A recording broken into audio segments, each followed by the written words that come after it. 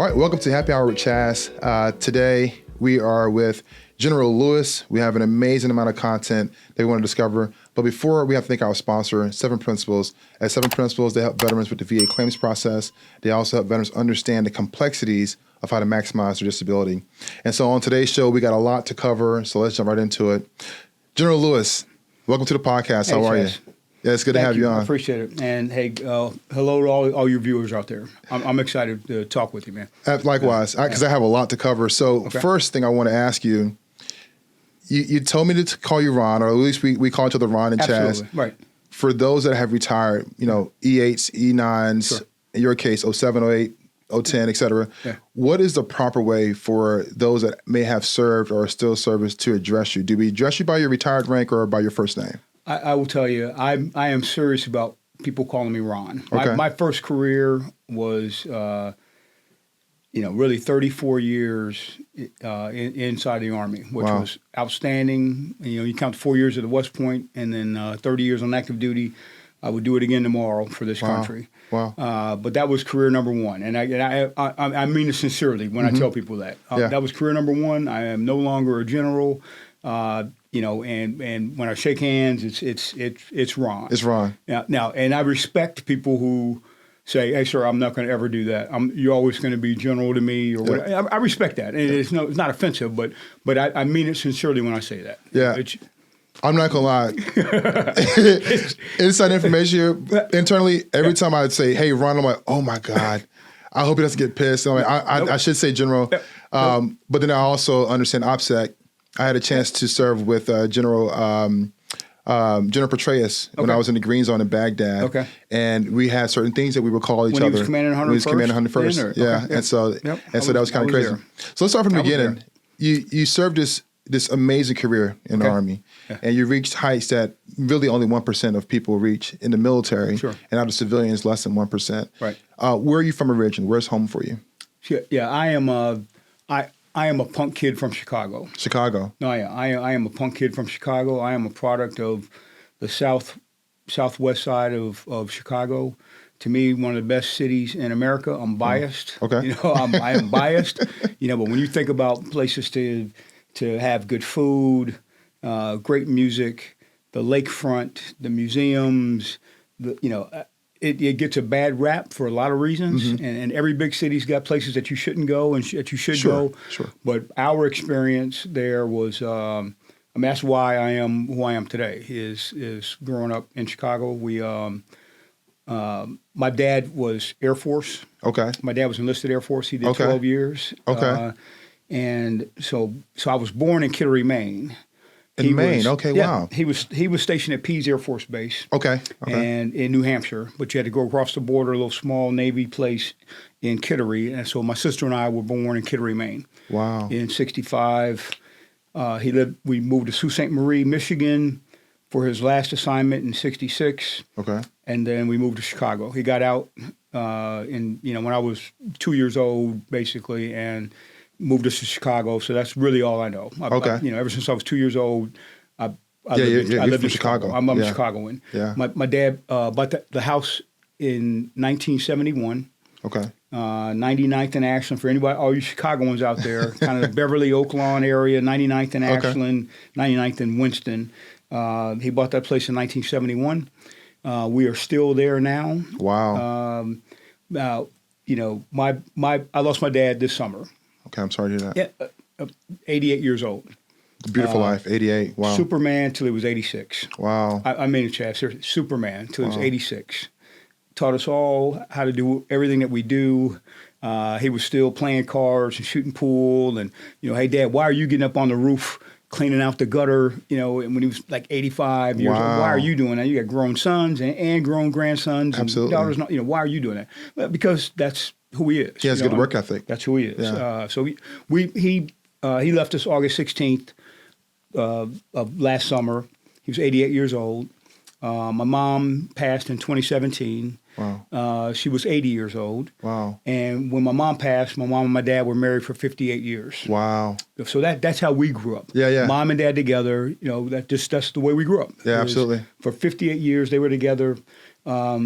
We I would say growing up in Chicago was about a few things in my family. First, I was about family.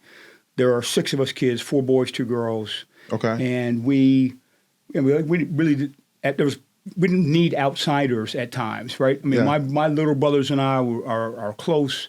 Card playing, it would be my dad and my baby brother Roderick against me and my middle brother Rodney in spades or whatever, bid, so family entertained itself. Not exclusively, but we were pretty close growing up. We really were. 4 boys, 2 girls. So like family first. Yeah. Discipline. My dad was enlisted Air Force, but it was yes sir, yes ma'am, always, all the time. Get your chores done. Respect for elders. Community. Community. Yeah. Our neighbors next door were the Wests. If Miss West or Mr. West came over and told my folks something, it was like they saw it themselves, right? You're probably in more trouble because you're embarrassing the family. Church, grew up at Seventh Presbyterian Church, sports, and we were all, my yard was like the sports yard also. Okay. Right? So basketball goal on the garage, baseball diamond dug into the grass in the backyard, which folks weren't excited about. We would play football on the front 2 yards. Didn't matter that there was concrete sidewalk in between. Don't get don't get tackled on the concrete. Absolutely. But sports. But also achievement. Okay. Right. Achievement. Achievement was rewarded always. Okay. My brothers and sisters ahead of me did very well in school, so you were expected to do well, right? Yeah, it's the standard. It was the standard now, right? I mean, my parents rewarded achievement. You would get money for all your in Chicago system. An E is excellent, right? I mean, it's an A. Right? So all your E's you would get money for. We did scouting, which gave us that kind of discipline piece, and wearing a uniform and learning skill sets. So I would just say we grew up with, respect, discipline, achievement, community, church, family, which are to me the normal values. People may find that, hard to believe or abnormal in Chicago, but I mean, block parties, policemen shut down a couple of blocks. Everybody's out barbecuing, playing music, having a good time. Merit-based. When we moved to our neighborhood, the neighborhood was probably 60% white, 40% black. Okay. My dad bought above his means in 1971. But at school, grammar school, Vanderpool Grammar School is where I went. It was merit-based, right? Okay. So, Dominique Weber, blonde-haired, blue-eyed kid. Dominique and Ron Lewis were the 2 fastest kids in our school, in our grades as we were coming up. Okay, right? Okay. We were the 2 smartest in terms of academic achievement. Yeah, absolutely. And then we could hit the softball over the fence. So it was merit based. It was if you are that person, you are that person. It didn't matter if you're black or white or whatever. And Mrs. Crittenden ran our magnet program, accelerator program. Mrs. Brooks in 5th grade, when we were 10 years old, packed a busload of us knuckleheads and took us skiing up at Alpine Valley. So the first time I ever went skiing. Wow. But got us lessons. So I mean that's how we grew up. And I think growing up like that with those principles, I grew up very similar. Okay. My parents were married for 35 years. Yep. My mom recently passed away this past March. Sorry to hear that. Yeah, she was going through a lot of pain. This coming up March will be a year. Okay. So it's been pretty tough for the family as well. Yep. But I had very similar principles. Yep. Discipline, respect your elders. Sure. I'm the oldest of 4 boys, so we have the same exact thing. The diamonds in the backyard, basketball goal in the front yard. Sure. Don't get hurt in the concrete playing football. So, and I think a lot of that also translate into military service. And so for yourself, your dad served 12 years, Air Force, enlisted. Yep. A lot of people tend to either follow what their parents do or do something different, which in this case you did something a little different. What made you decide between the Army versus the Air Force, Navy, Marine Corps, Coast Guard? That's a good question. So there's a lot of us, and we're just lower middle class. Dad working 2 jobs, mom working hard. I don't remember us like ever starving or needing, but I know we were aware of folks working hard, and we were aware of economics.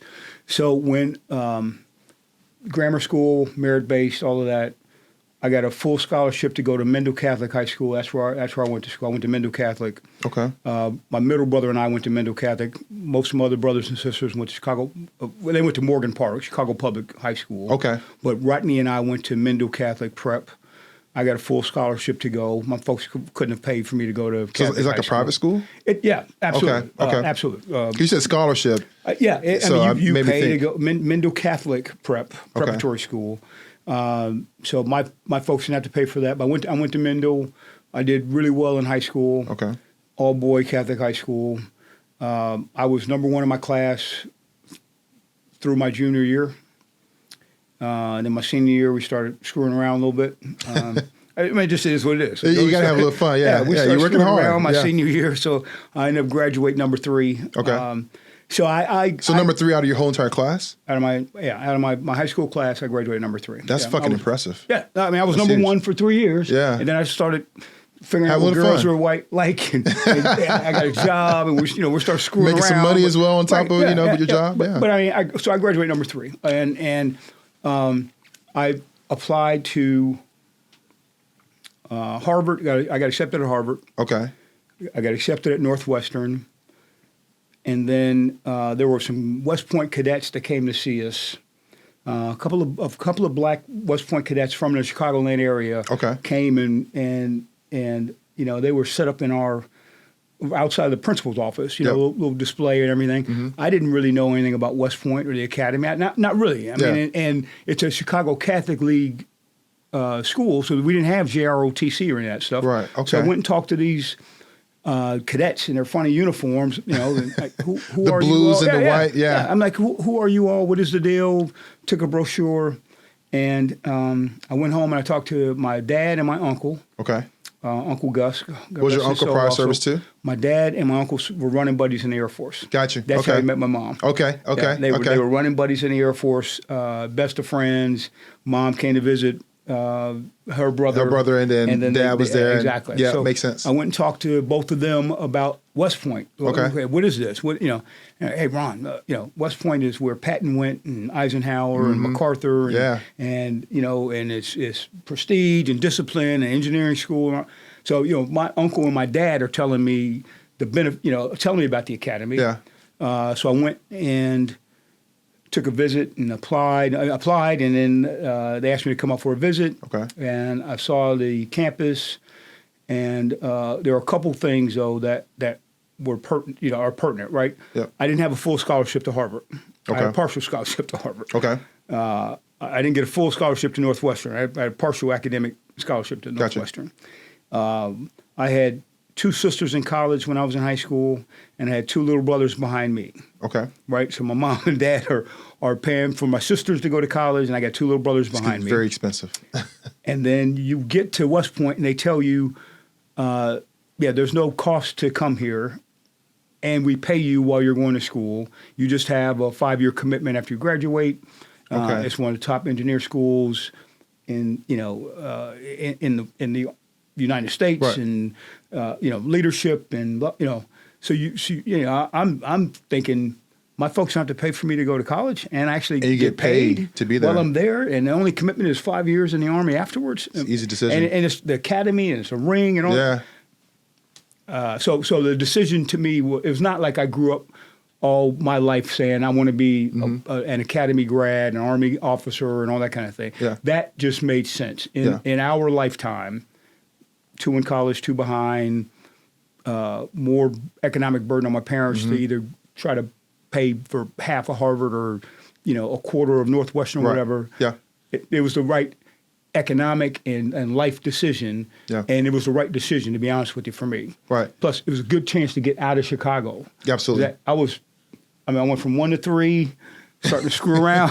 All my boys are staying around and going to Illinois State or University of Illinois or Chicago State, and so it was a good opportunity to kind of get out of the city and get some discipline and get some space from. And do something very positive. Absolutely. West Point is extremely prestigious, and a lot of officers, especially those that have done very well like yourself, Lee. But I'm a West Point grad. Recently, the Army missed this mark on recruiting. Yep. And so a lot of young people are choosing other options, other careers, and so forth. From your perspective, what was it like, if you can give, I guess, some advice to these young people that are watching our show, that may be 18 or maybe even 22, that are considering college? What were some things, looking back, that was good for you going to West Point? And what were some things you think people should know about going to West Point if they so choose to do so? West Point was incredibly hard for me. Okay. It was.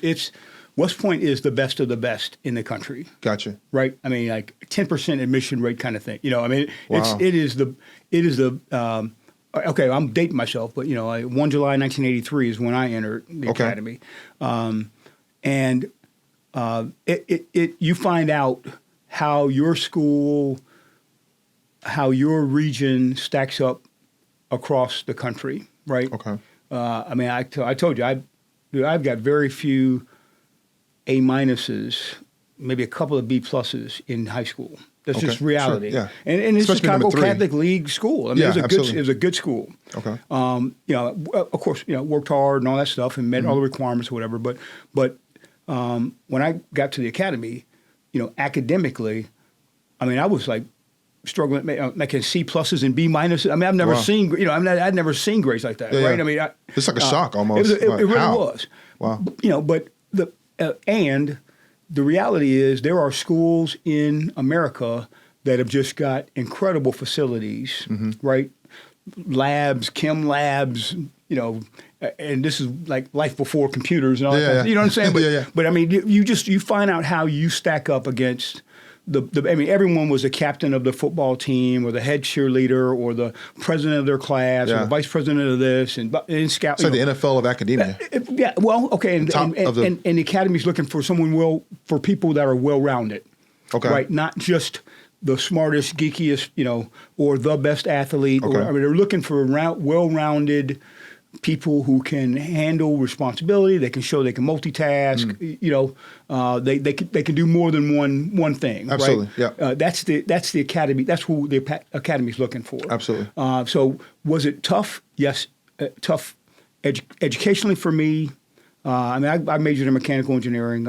I like that. That's a tough degree program within itself. It is. Yeah. And being at West Point, I imagine that's just at a level of complexity. I love that kind of stuff, though. Yeah. You're going to take a ton of credit hours. Okay. And while you're taking a ton of credit hours, you're also responsible for doing, the fourth class system, the plebe system, the extra duties, folding laundry and delivering newspapers and, responsible for a whole bunch of knowledge and, that kind of thing on top of, the schoolwork. Okay. Right. And they're teaching you responsibility. They're teaching you how to follow before you can lead. I mean, there's a proven formula, about how much they put on you at the beginning to make sure you want to be there and to make you take responsibility. Yes sir, no excuse sir. That's it. Yeah, yeah. Why are you late, Lewis? If you want to say because my teacher held us, okay, that's not one of your. Yes, sir. No, sir. No excuse, sir. Absolutely. Yeah. You know what I mean? So, that's it. So I would say just from that education philosophy alone, that is a breeding ground for some of the best officers in the military, as they say. I guess, so let's transition. So now you've graduated West Point, and now you're commissioned. Yep. What was that like? Because now you're in uniform. It's a live ball game. Yep. Lieutenant Lewis. Second Lieutenant Lewis. How was that? What was that experience like? Well, I graduated kind of in the middle of the class at the academy. Okay. Right? I told you I'm not a genius, and if I just worked hard, chugged at it. I'm kind of middle of the class, but high enough to where I can pick aviation. Gotcha. Right? So the number one person in the academy picks what branch they want and what assignment. The last person who graduates gets what's left, and that kind of thing. So makes sense. I was high enough to pick aviation. And what was aviation like? Loved it. I mean, mechanical engineer anyway. Love aero, understanding how helicopters work. All that kind of business. That was the right branch for me. Okay. And flight school was awesome. I had flown once before when I was in high school. I was in a program in Chicago called the Minority Introduction to Engineering, MITES, and we'd gone down to Champaign, the University of Illinois, and they put us in a little Cessna Cessna aircraft, let us fly. So Yeah. I'd flown. I'd flown once. You had some before. familiarity. A little bit, but flying was amazing. Wow. Flying's amazing. So you get out of the academy, you go to officer basics. Now you're a second lieutenant, making a little bit of money. Okay. You get your car from that they let you buy when you were a senior at the academy and didn't pay on it yet. They give you a car that you don't pay on? Not give you. They Well, allow I mean, you. they They allow allow you to buy a car. Okay. Your senior going into your senior year, betting that you're actually going to graduate and make second lieutenant money. Gotcha. So you just pay insurance. So on it's it. a future. That's Okay. right. That's Gotcha. right. Makes That's sense. right. So you got your car. You Yeah. make your second lieutenant money. You got you got uniform on with your butter bar, and you're going through flight school in Yeah. Laurel, Alabama, in Fort Rucker, Alabama. Yeah. That was 1987. 87, 88. We had a blast. I had good friends, man. Good. Plus, we just got out of jail. We just gotten out of 4 years of prison. Right. At the academy. So we're trying to catch up on the college experience that we didn't have. Yeah, I'm just being honest with you. That is a good idiots. point because, obviously we've all been to college here. My experience was definitely, frat, Greek row, having a great time, play football. Yep. But you guys don't have that luxury. Your college experience is straight discipline. It What's is a day like, I guess? It's morphing and changing. People can pledge now, Okay. some way, shape, or form. We couldn't back in the day. Okay. But it is certainly not, As the strict as it- university of. It's not, being at LSU or something. I mean, it's Sure. You are. I think I had 18 days off my first summer between plebe year and sophomore year. Okay. 18 days off in the summer, something like that. Then you're back doing military training, and the amount of time that you have off. I mean, it's tough, and it's not a normal college experience. Yeah. So when we got down to Rucker, we tried to catch up. Made up for lost time. Oh, we're running down to Panama City Beach. There was a club called Cowboys in Dothan, Alabama, that would serve nickel beers. Okay. Nickel can beers, not like a little nickel, cup. Yeah. Nickel Like 5 cents for a beer. For a can of beer, yes. We had a good time. We played a lot of cards. We partied a lot. We still could pass the PT test. Yep. We could get we could max the PT test at the 17-year-old standards. Yep. Still, but we had a good time, and we learned a lot about each other. Those are still some of my best friends. The academy and going through flight school, those are still some of my best friends in the whole world. In my wedding, all that kind of stuff. Stay in touch to this day. But it was good to get out of the academy, have that experience. But it was great to get out in the Army and really be part of the Army. I started off, my first assignment was in Germany, 8th Infantry Division. Okay. Flying Cobras. And, the wall was still up when we got there, Fulda Gap, real enemy across, across East Germany and the Soviet Union and that kind of thing. So you felt like you had a real purpose. I learned a lot as a platoon leader, as a lieutenant. Okay. Yes, you are in charge. You're wearing the bars. Mm-hmm. You're responsible as a platoon leader. But the platoon sergeant has got Sergeant Emmons has got so much more experience on how to fix the aircraft and how to lead soldiers. Yep. The warrant officers have got much more flight experience than you. Yep. Russell flew in Vietnam. He's my instructor pilot. He's but it's my platoon. Yeah. So how do you do that, Lieutenant? How do you lead people who have got more experience than you? How do you take in their input, respect them? How do you get them to follow? How do you get them to follow? How do you get them to follow you? And because they won't do it just because you're wearing a ring and you're wearing a rank. If that's all you have, that's all you have. Right. So we have a lot of junior officers that follow the content. 03s, 02s, 01s. Sure. And they're trying to figure this whole thing out. Right. What was one of the best things you learned from enlisted personnel while you were going through those ranks? Listening. Okay. Okay. First off, you have to love and lead soldiers. Okay. Right? That's got to be pumping in you have to love soldiers. Okay. They don't make a ton of money. All they want is to know that what they're doing is important and is appreciated. Yep. You can't give them a ton of time off. You can't give them, a bonus at the end of, a Christmas bonus of additional $1,000. The Army just doesn't allow you to do that. Yeah, it's not structured that way. It's not structured that way. So you have to sincerely have a love for what our soldiers do, right? And you have to feel like it is a privilege to lead them. It is a privilege to be in charge of, and you have to work hard. You have to, sometimes you can make a phone call as a lieutenant or captain or whatever, an 02, 03, on behalf of your E4, E5 or whatever, and someone's listening, right? I mean, and that's your job, is to try to make life better for them, to share the sacrifices with them. So-and-so's out on guard duty, it's raining, do you walk by, and hey Samson, thanks for what you're doing, man. I'm out here with you for a while, I mean, just leadership things. Yeah, that goes a long way. Leadership pieces. Yeah, that goes a long way. I remember when I was in the Army, I had a commander, rest his soul. His name is Carmen DiMatteo. Okay. He was my 03 commander. He recently passed away. Great guy. He would come to the motor pool with us at 1700, 1800. We were supposed to be off by now. We'd be still in the motor pool, turning wrenches and so forth. And he would say, I appreciate what you're doing for the Army. The Army needs you. I was willing to work for this man until 2100, 11, 24 hours a day. There you go. And so those little gestures, they mean a lot. They mean a lot, especially for some enlisted folks. I have thousands of flight hours. Wow. Thousands, probably 3,500 hours. I've got 1,000 combat hours. I've flew Cobras. I've flown Apaches. I've been in combat 4 times. I have never fixed an aircraft. Wow. You know what I'm saying? I mean, I am not capable. I'm not rated to fix the aircraft. You're rated to fly the aircraft. I'm rated to fly them. But so my team fixes the heck out of the aircraft. Right. They refuel them. They arm them.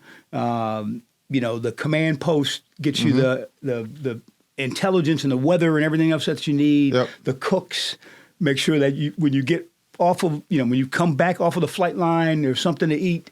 Ground maintenance. I mean, it's a team of teams. Absolutely. And if you as a commander can make people really believe that it is a team of teams, no one more important than the other. Here's how we all fit in. Everybody buys into what it is command philosophy wise. Yep. We one of the best organizations I've ever been in, Chaz. My attack task force in Iraq, 2004, 2005. I was in 1st Cavalry Division. I had 24 Apaches. I had 16 scouts. I had 600 people. Wow. Right. So, of that 600, 20% actually flew. 80% took care of everything else. And the motto for that year really was, when we fly, soldiers don't die.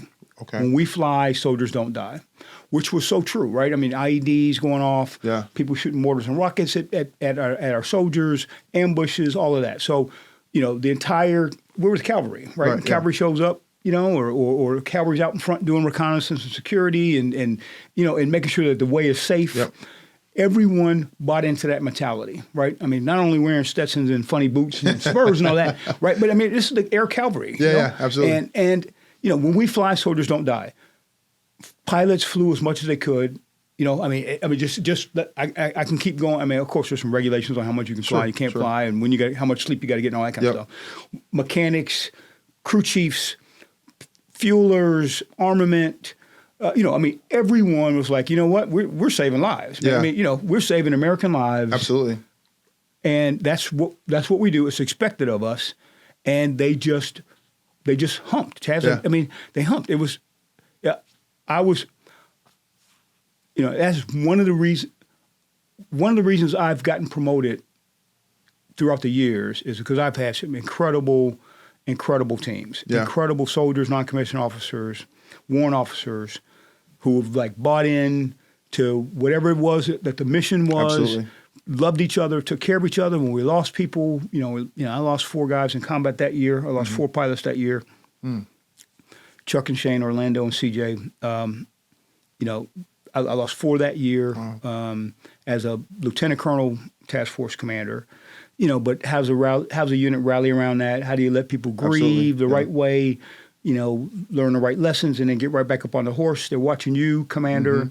I know that year I flew front seat, lead Apache on all of the tough missions. I mean, we did Fallujah twice. We did Sadr City, Najaf, Station in Taji. but that's okay at that level. Now, that's tactical level leadership. That was what was required, right? I was competent enough, but also like the first time we're going to work in that ground commander section, the weather's bad, enemy contacts likely. We're going to get in a fight. We're going to lead aircraft front seat. Let's go. Follow me. Do as we do. Wow. That. So I used to. I don't know if you know this, but I was a fueler, 92 Foxtrot. Yep. So I used to fuel Apaches, Blackhawks, Kiowas, Chinooks, etc. Yep. I learned something very, very instrumental about the Robbie tank and the forward and the back tank on the Apaches. Yep.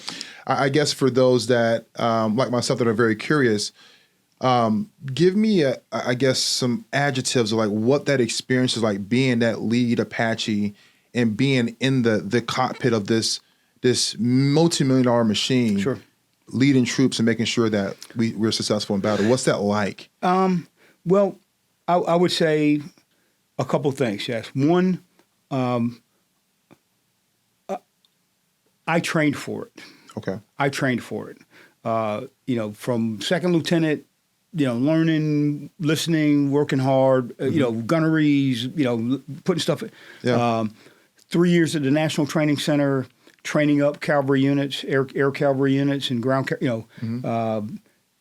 Watching how things were done, how that task force commander issue this orders, how they run their rehearsal, yep. How they integrate with the guys on the ground, how they pull in artillery. Just combined arms education stuff, right? Through 95 to 98, I was a observer controller trainer at the National Training Center. Okay, and just honing skills, getting better. As a future commander, as a pilot, as a combined arms officer, that was a great experience in the desert of California, Fort Irwin, armpit. You've been out there. Absolutely. Wife and kids living out there, and halfway between Vegas and L.A. at Barstow, California. But that was really good experience to do that. It was really good experience to use later on as a commander in combat in Iraq, right? So you've done the iterations, you've done the training. One of my pieces of advice to our young leaders coming up: take the hard jobs, the tough assignments. They put experience in your rucksack, and you never know when you have to pull that. We're going to go to combat again in our lifetime. Absolutely. We're gonna do it. So you, commander, leader, what are you doing every day to make sure that when you are in charge of America's sons and daughters in harm's way, that you have, you have done your best to put some experience in your rucksack that you can draw upon. Absolutely. So that you're a better leader in combat. The experience itself, though, one, you have to get over the fact that people are shooting at you, and you have. That's why you're an attack helicopter. Yeah. Right. Yep. My crew chiefs have come back, aircraft full of bullet holes, Wow. Hydraulics gone, Wow. One through the Lord flying with you, right? Wow. Bullet hole right through the center of the windshield. Didn't hit me. Didn't hit the backseater. Yeah. You're like, okay, you shot at us. That was a mistake on your part. We're about to decide. Yeah. We're on our way right back in. Because we're still here. And combat is not. Combat is tough, right? It is it's singularly, it's mission focused. Yep. It requires a ton of focus and energy, and especially when you're a commander in combat. Yeah. A lot of sleepless nights. But you have to have some self-confidence. Yep. You have to, if you're a religious person, I know every time before I deployed, I was right with the Lord. Sure. Right with I know the family's good. Yep. I know I'm set. I've done everything I can do. Yep.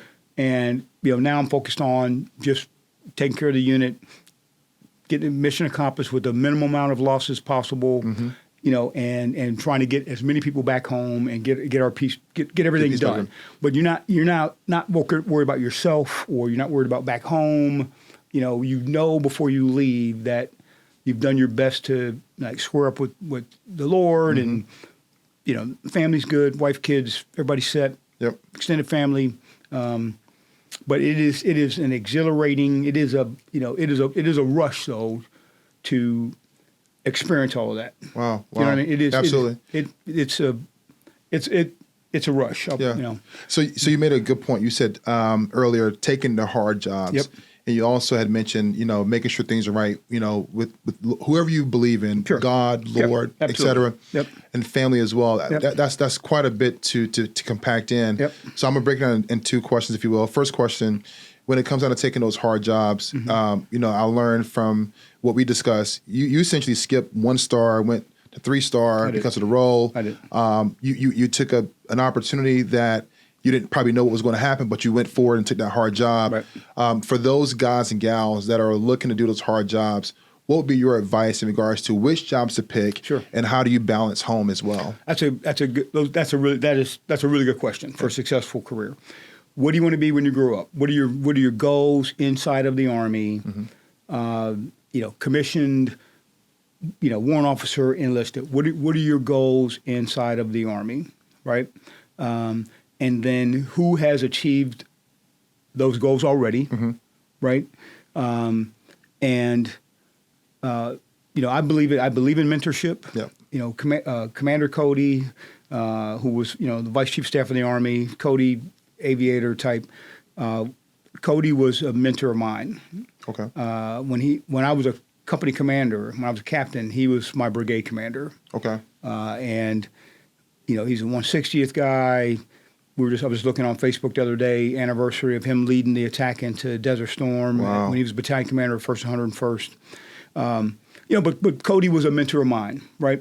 Ron, you don't have to go to the 160. You don't have to go special ops. We need some great conventional people also.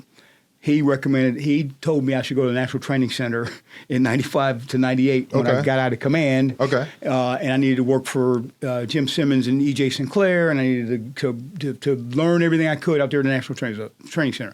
I was like, okay, sir, you tell my wife that. You tell Denise. He knew Denise at the time, too. I was like, you tell her that we're going out to the desert.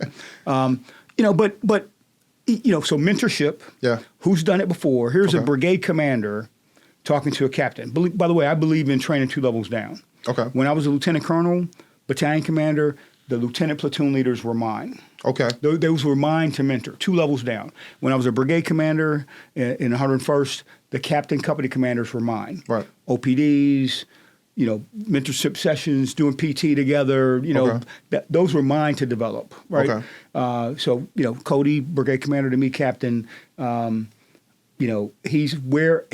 he's in a position that I am aspiring to be at.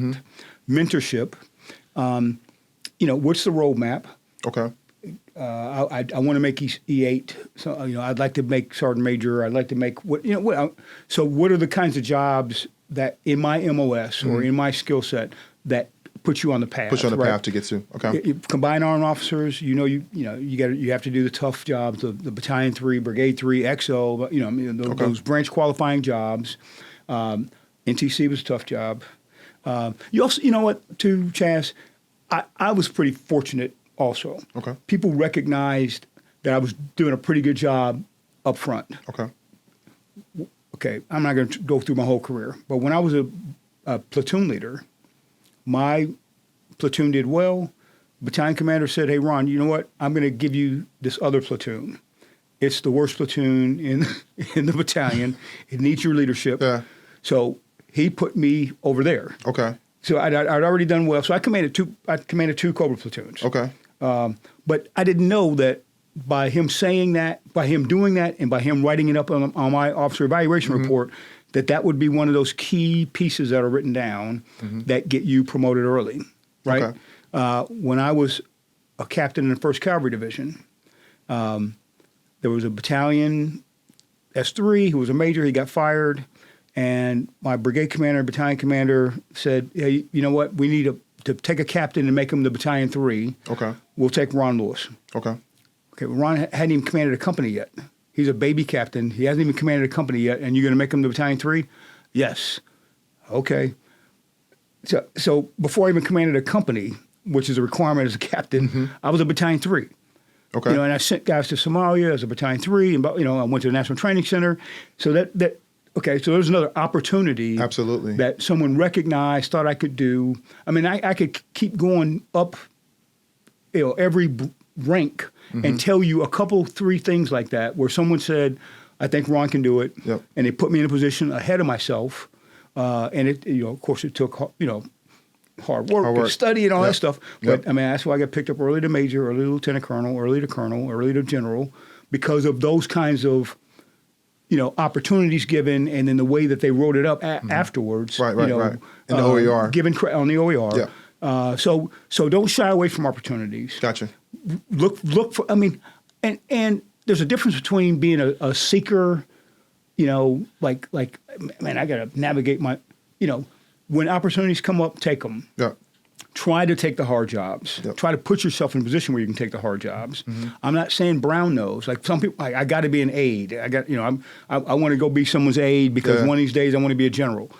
Yeah, I was an aide, but I didn't want to do that. Right. I did not want to do that. Gotcha.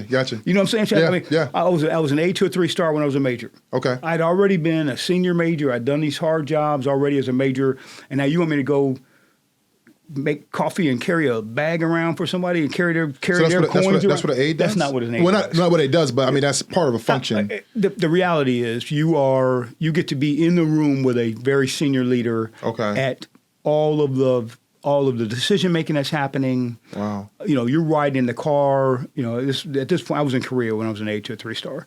I was a major. So, me and General so-and-so are riding everywhere together. We're going to the Blue House to see the president of Korea and the head of the Korean Army, and we're discussing the points that are being made or whatever, and then we're looking ahead to tomorrow's, schedule and hey, I need to make sure I do such and such, Ron. You are enabling that general officer to do their job and not worry about, am I in the right uniform, right time, who's going to be in the room, blah, blah. You're enabling that senior leader to think like a senior leader by not worrying about the details. And there's a team of that. Like the head aide is in charge of that team. Gotcha. Transportation person, people doing uniform, whatever. You're in charge of all of those people that enable the senior leader to think like a senior leader. Makes sense, yeah. And your reward is you get to learn a ton. Okay. You get to learn a ton, by being in the room and being in those conversations and watching him or her interact, with subordinates and all that kind of stuff. So, but there are people out there that are like, I've got to go get. I didn't want to do that. Yeah. You want to call the shot. I mean, as you should. Did I learn a ton? Yeah. Was I a better general for having done that? Absolutely. Sure. Absolutely. So circling back. Take the hard jobs, work hard, expect that you're gonna stay up all night. You are. You're gonna sacrifice and suck. Sacrifice, yeah. Excuse me. But think about how that is better preparing you to be a better leader for our soldiers. Absolutely. That's what I think. Not about yourself. Yep. I'm taking this so I can get advanced. That's not what it's about. This is so that you are a better leader in our military for our service members. Absolutely. Yeah. You already answered my second question, which was about mentorship. Okay. But I asked it a different way. Okay. When it comes down to finding mentorship, for some people, especially in the officer corps, they may find it difficult to be that major or that captain, go to that 1-star or 2-star. Yep. One, how do you find the proper mentor? Yep. And two, how do you go about facilitating that relationship? Sure. Well, there are organizations out there that are membership kind of organizations, right? Okay. Like the Rocks and that kind of thing. Also just inside of when I was growing up. Okay, I'm kind of dated now. I retired in 2017, but I loved how I grew up as a young officer. Okay. I mean, we would go to the O Club on Fridays. Okay. Right, and the old heads are in there, Vietnam vets or whatever. Everybody having a beer and talking and discussion, and telling war stories and stuff. I mean, you really are. You're learning stuff, right? Yeah, I mean, absolutely. by listening to the stories and by the camaraderie and so I would say. Do those kinds of things. Show up and be present where those kinds of social events are taking place. Networking. Learn what you can. Network, just like when you get out, right? Yep. Just like when you get out, network inside of the military while you're there. Okay. And the way social media is now, and people are publishing things, and people are sending out articles or whatever. Do some self-study and reflection, and see who wrote it. Hey, Colonel so-and-so just put out a really good nugget on whatever this thing is, right? Maybe I reach out and try to be a friend to him or her on LinkedIn or whatever, but do some self-study, see who's saying the right kinds of things inside of your branch or, your formation, study those, maybe reach out. Okay. Be receptive also. But Cody doesn't look like me, believe it or not. There's not a whole bunch of people who look like me in Army Aviation. Sure, It's that simple.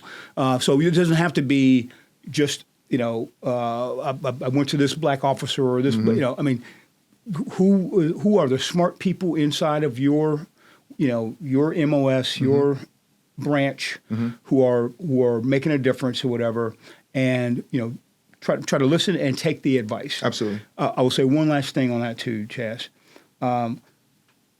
Some people come, again, it goes back, what do you want? What do you want? Right. Some people come in, I just want to get a skill set, I want to do a few years, and I want to get out, and so I don't want to do combat arms. I don't want to be an infantryman or an aviator or artilleryman or whatever. I want to come in, I want to get a little bit of skill sets, and then I want to use that when I get out. That's fine. Yep. Or I really want to be stationed close to home. Okay. I want to be at Fort Jackson. My folks are around there. Okay, that's fine.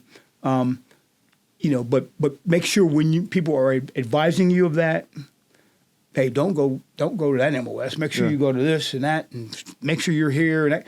Okay, make sure that lines up with what your goals are. Gotcha. Maybe they're giving you that mentorship because their goals were only to get in for a short period of time and get a skill set, and that's fine as long as that aligns with you. But if you want to be the sergeant major of the Army, right? Or you want to be, make CW5, or you want to make brigade command, or make general officer, whatever it is that you want to do, make sure that you are doing those kinds of things that are required. Aligning. And then don't be surprised. Then, well, man, how come I didn't get picked for that? Or get that promotion because you were listening to.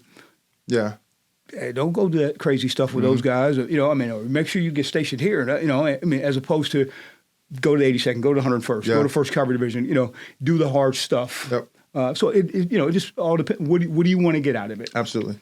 You made a very good point in regards to Cody, correct? Yeah. Cody being your mentor, and Cody doesn't look like you as well. Yep. And, a lot of opportunities that I've been presented with as well, it's come from folks that didn't look like me. Right. Some of my best mentors are folks that don't look nothing like me, and not even my age bracket for that matter as well. Right. Right now in the military, across the board, Army, Navy, Air Force, Space Force, Marine Corps, there's black officers that are looking to advance themselves and to fit in. Maybe they went to LSU, they didn't go to a prestige university, and they got that 4-year degree, and now they're commissioned, and this whole Army thing is brand new to them. Sure. Maybe they're a major now, maybe they're a captain. Obviously, you're a black man. I'm a black man as well. Yeah. From your experience, I guess, to officers of color, black, Hispanic, and so forth, what advice would you have for them to help them network more efficiently and fit into a culture that they may not be used to? It's a good question. Be excellent. First and foremost, be excellent. Be excellent. I'm not saying the old adage of you have to work harder. I'm just but be excellent. Yep. Be excellent at what's being asked of you, at whatever level you are. Bust your butt. Work hard and be excellent at it. Yep. No one can argue with excellence. Yeah, absolutely. It doesn't matter what color, no one can argue with that at all. I would say also, don't forget if you're a black officer, you are the leader of a diverse Army, Marine Corps, or whatever it is, platoon, company, section that is made up of Americans. Yeah. And America looks, like it looks. Yeah. Right? Yep. Black, white, Hispanic, Asian, whatever. Yep. And make sure you lead them all. Yep. Make sure you lead them all. So don't let your own blackness or whatever hurt you from leading them all. Absolutely. Right? Yep. I mean, you're a leader. Yep. Leadership requires competence, empathy, engagement, inspiration for people, meeting them where they are, right? Yep. I mean, I'm a punk kid from Chicago. I was relatable to a lot of people. I was related to a lot of brothers that grew up in like New York or whatever, you know what I mean? Because hey, the old man's he's from Chicago. You know what I mean? He can talk sports, he can talk Jordan, and whatever. Yeah. When you're the leader, be the leader. Yeah. Love them all, lead them all, no matter where they come from. Try to meet them where they are. Right. And your soldiers will respect that. Absolutely. They will respect that. And I would say also don't just default to the reason I got duty, the reason I didn't get this position, or the reason the reason that is because I'm a black officer. A black officer. Yeah. Yeah. Go back to point one. Right. Be excellent. Yep. Be excellent. And if that thing didn't come your way, doing after self reflection, after action review. Yep. Man, I wonder why I'm not naive enough to say that the playing field is completely level and everything's perfect. Sure. I'm not naive. Of course, I've run across. I didn't get a position at the National Training Center because of how I look. Yeah. Until the next guy came in and he was like, you know what, Ron's the best. Freaking person out. You know what I mean? Yeah. So then I got that position, which then led to another incredible opportunity. Yeah. Which probably got me promoted to lieutenant colonel early. That was probably a blessing in disguise in a sense too. Exactly, that I didn't get it under this person. Exactly. And then the new boss comes in and he puts things work out for a reason. Absolutely, yeah. Things work out for a reason. Self-reflection, little after-action review. How can I come back? What do I want? How do I readdress this? How do I come back at a different approach or whatever? And network. Yeah. Like when I was getting ready to get out, the Black 4 stars were Lloyd Austin, who's Secretary of Defense now. Secretary of Defense now. Lloyd was CENTCOM commander. He and I have been in combat together a few times. Vince Brooks.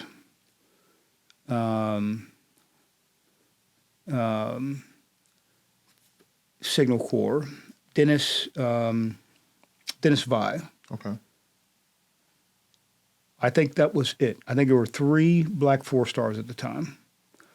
There were 9 of us Black 3 stars. This is out of like the active duty Army. There's about 400 at the time. There were about 400 general officers. General officers, yeah. And there were 3 Black 4 stars, like 9 Black 3 stars. Okay. Out of the pool of 400. But I guess to say the numbers out loud was to say there are others with whom you can network, talk about, discuss, cultural pieces or whatever, and feel comfortable with. You know what I mean? I would not recommend doing that exclusively. Sure. There should not always be like a little group over in the corner all by. I mean, everyone's. We're all officers inside of the Army doing the same sort of job or the same mission or whatever.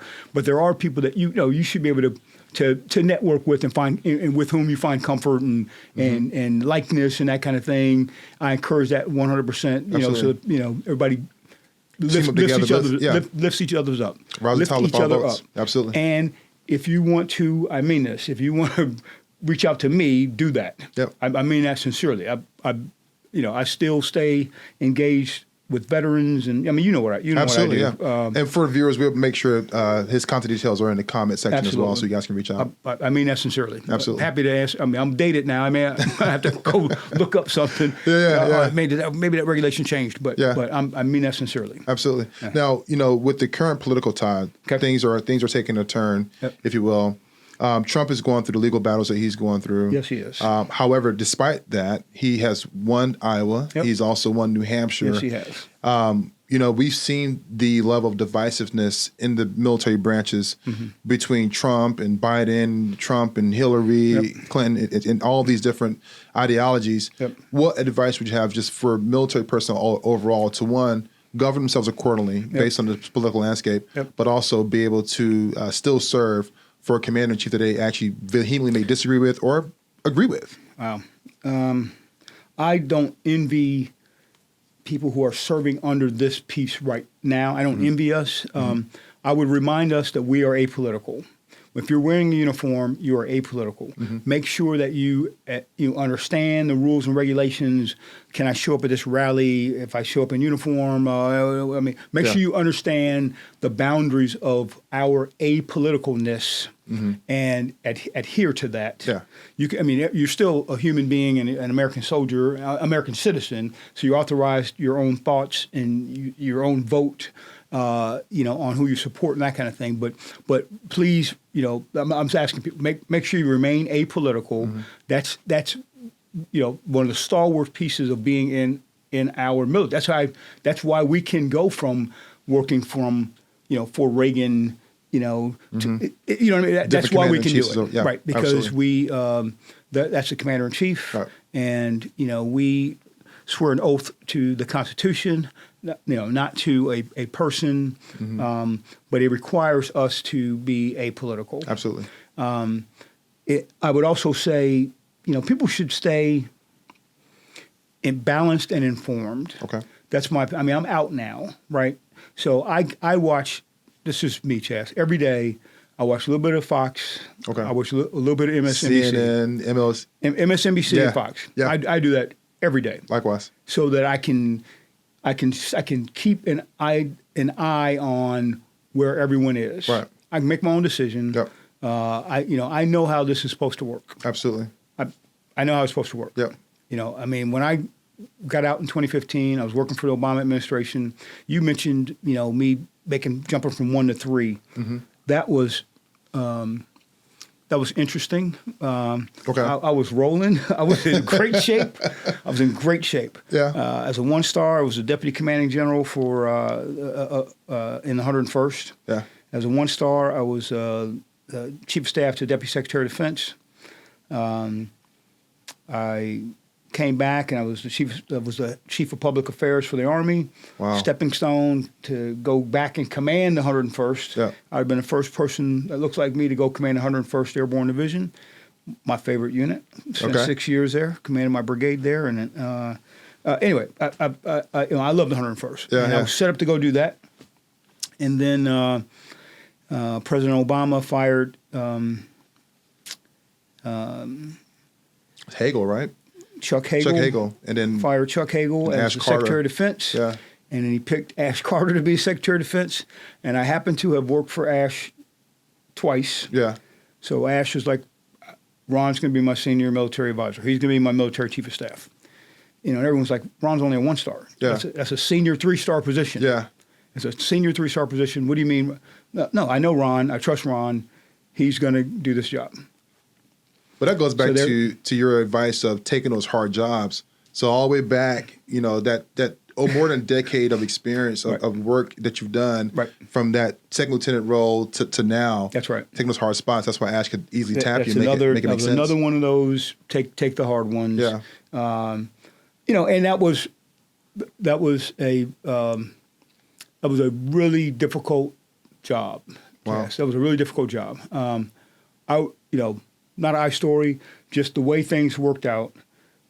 I probably have more power in our military, our entire military, than any other 3-star because of a few factors, right? Okay.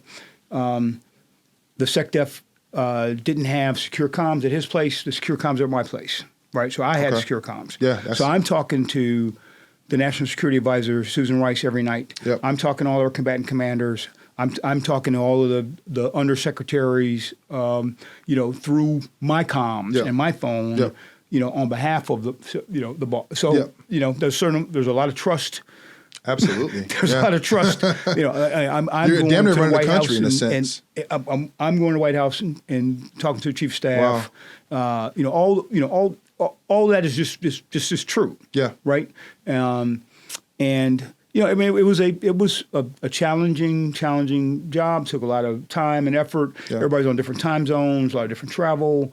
If people Google me, they can see, a little issue there with travel piece as I was in that position for which I take full responsibility and accountability. Yeah. Yep. I'm a senior guy.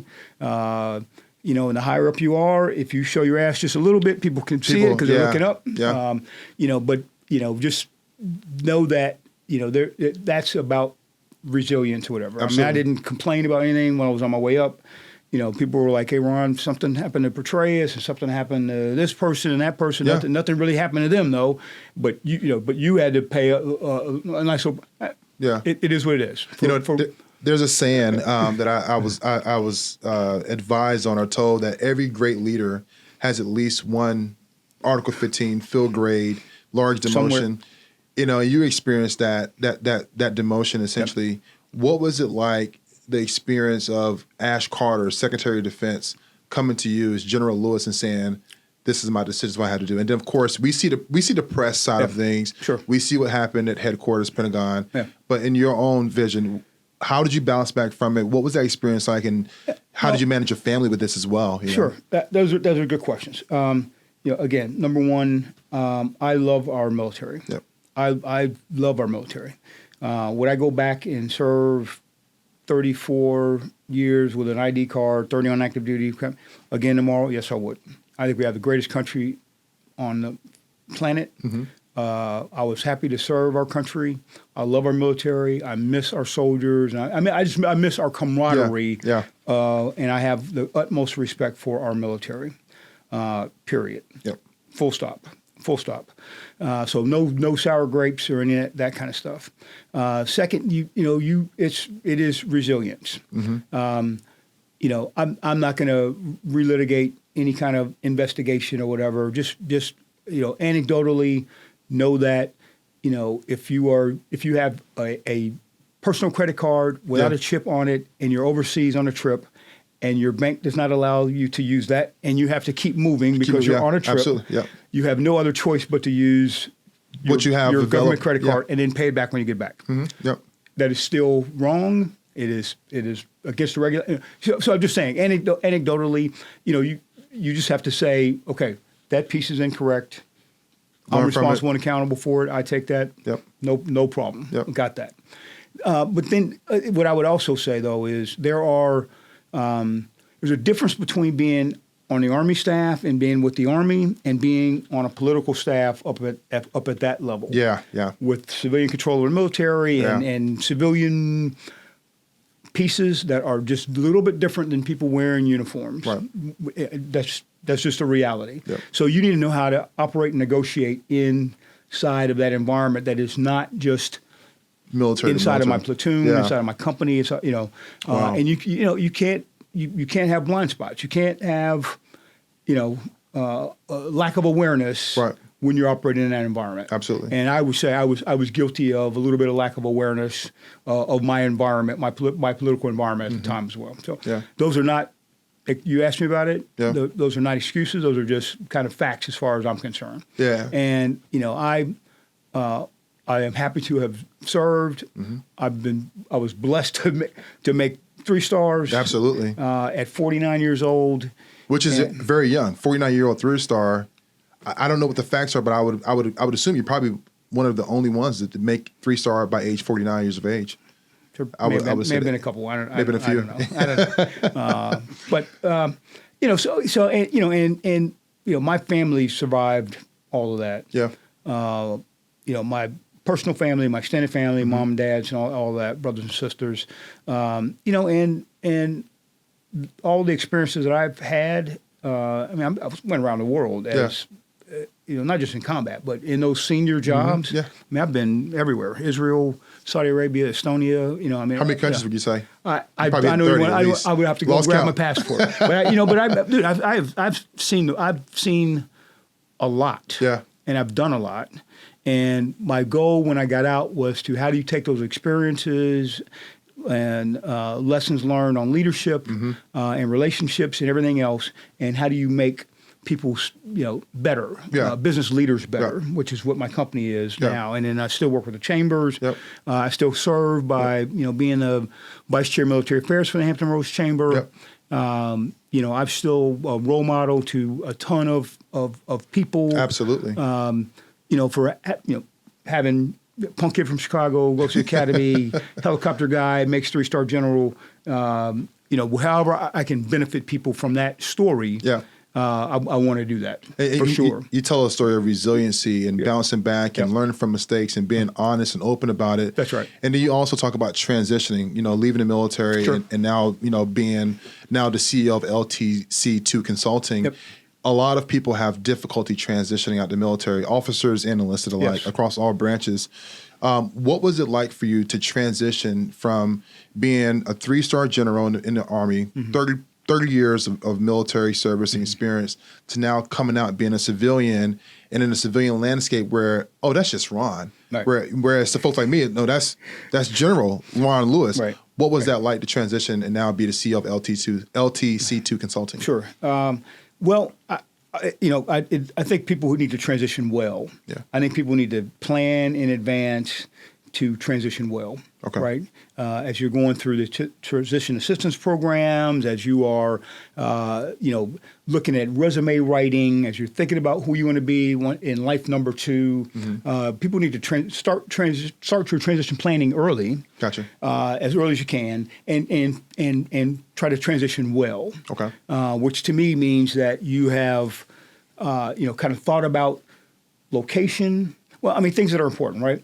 Either it's compensation. I want this kind of job to make this kind of money because here are my monetary goals. Yep.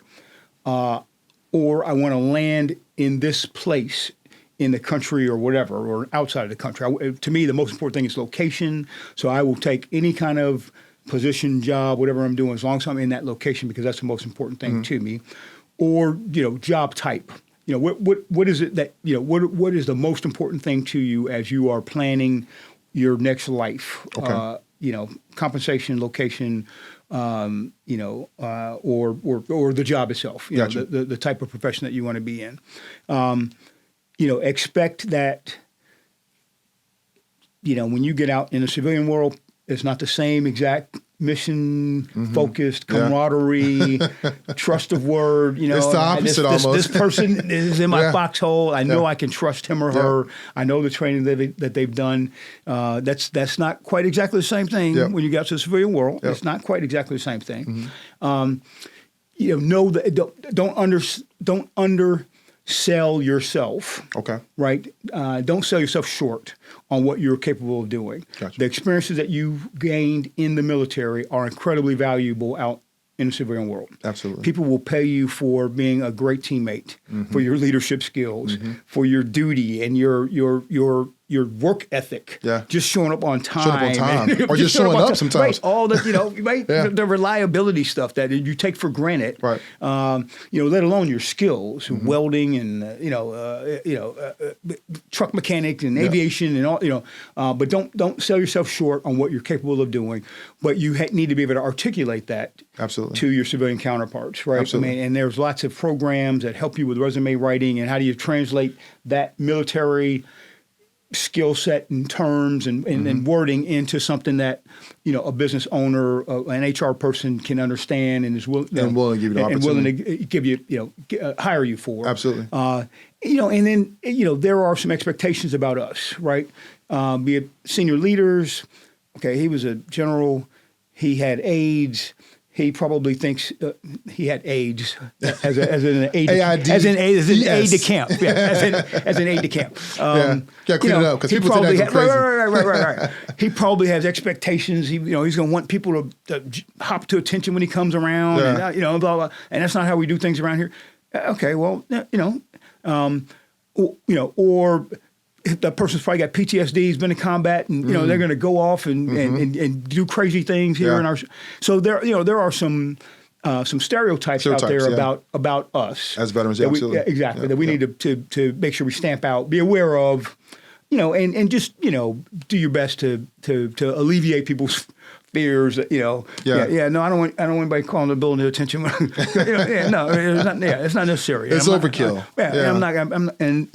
Sergeant Sampson's not going to be dropping people to do push-ups. So, we want to fit in. We want to be part of this team. We understand that the mission now is about the bottom line, or how much revenue we're making, or how many. Whatever it is that you're doing. Right. I'm in this nonprofit. We're providing this great service. To to the neighborhood, and I'm on board. I'm mission focused. I'm good. I understand it. I get it. I'll be your best teammate. Yeah, and that's it. I think this is a good opportunity to bring it to a close. But with that being said, bringing it to a close, I want you to give us some words of wisdom. Okay. Not only have you accomplished a lot in the military, but you accomplished a lot in life. And you were telling me as well that transitioning from running a multi-million dollar, budget in the military sometimes doesn't translate very well to the civilian sector. Right. So learning that curve and getting past that, give some nuggets of wisdom just to people in general, just from living on this earth for the amount of years you have. Well, first off, I would say please be optimistic, especially during this divisive, kind of crazy, stressful time right now. If you are, if you're following that, I mean, some people out in the middle of America may not even be, like following the Iowa polls and the New Hampshire polls, and and how many indictments and trials, and they're going about life. Yeah. But I would just say for all of us, we should be optimistic. This is the best country on the face of the earth. Has been this little experiment of ours, right? Yep. With the audacity to say that we are against the king and all that kind of stuff, and we're about life, liberty, and the pursuit of happiness and justice for all, and bring us your immigrants, and we're going to figure this thing out, and everybody gets an opportunity. I mean, the audacity for us to think that we could have that kind of country, right? And it's not perfect, hadn't been, getting better. But this is I've been around the world. I've been in a lot of places, and there are a lot of people who want to come here and get some of this. Absolutely. Right? And I've been in combat for this place 4 times.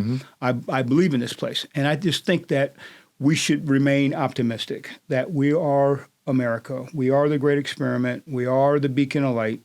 And we will remember that. We will get over, little bumps and ups and downs that we may be going through right now. But this is the greatest country on the face of the earth. Don't forget about it. Don't, distrust your American neighbors and cheaters and enemies, and we hate them, and let's defeat them, and come on, let's bring the language down. Let's work together. Let's bring it down and remember who we are. Trust trust the American experiment. And we'll be fine. So my first thought would be optimism. The second thought would be is continue to learn. You're to your point. Before I got out, I was going to Northern Virginia Community College. Okay. I have a master's degree, and I got a degree from West Point. And all that stuff. Dude, I'm going to Northern Virginia Community College to take a financial management course. Yeah. To learn the language of business before I got out. Absolutely, yeah. Because I knew how to run thousands of troops and millions of dollars worth of budget and all that stuff, but I did not know how that would translate out on the outside. So you had to go learn balance sheets and and future values of dollars and blah blah, all of that kind of stuff about. So don't ever stop learning and getting better. Once you think you know it all. Continue to learn. I'll leave it like that. Yes, sir. Be a learning person, run a learning organization. And the third thing I would say is this is all about leadership for us, right? Leadership, the ability to inspire, influence, and direct a group of people, followers, employees, soldiers, whatever, to achieve a common agreed upon objective, right? Inspire, motivate, lead, direct a group to achieve an agreed upon objective. Leadership is the most important concept, characteristic, principle for any winning organization. Absolutely. My opinion. Yep. That is the number one. And that is on us. Absolutely. So what are the characteristics? I mean, think of the best leader out there, Coach Krzyzewski, Martin Luther King, President Trump, whoever you think you're, That's another podcast. right. But so what are the characteristics, right? Yeah. I mean, what does he or she do that makes people follow him? Absolutely. Right. Which is the model of the infantry. It's a Bible verse. Follow me. And work on that yourself. Yeah. That's how we'll all get better, right? Absolutely. Competence, communications, empathy, whatever those characteristics are, be a great leader out there. Absolutely. Lead your family, lead your community, lead your company, lead your military organization, lead yourself, Yep. right? And I think if we all see each other as leaders, this place will be just fine. Outstanding. It'll be just fine. Well, viewers, thank you so much for your participation. Thank you also for chiming into the podcast. Whether you're driving in your vehicles or you're sitting at home watching this on TV, thank you for your participation. Of course, if you have any questions, comments, leave them down below in the comment section. I'll make sure I also tag General Lewis in this information. You guys can get in touch with him if you have any questions and so forth. And once again, this was another great show. Thank you.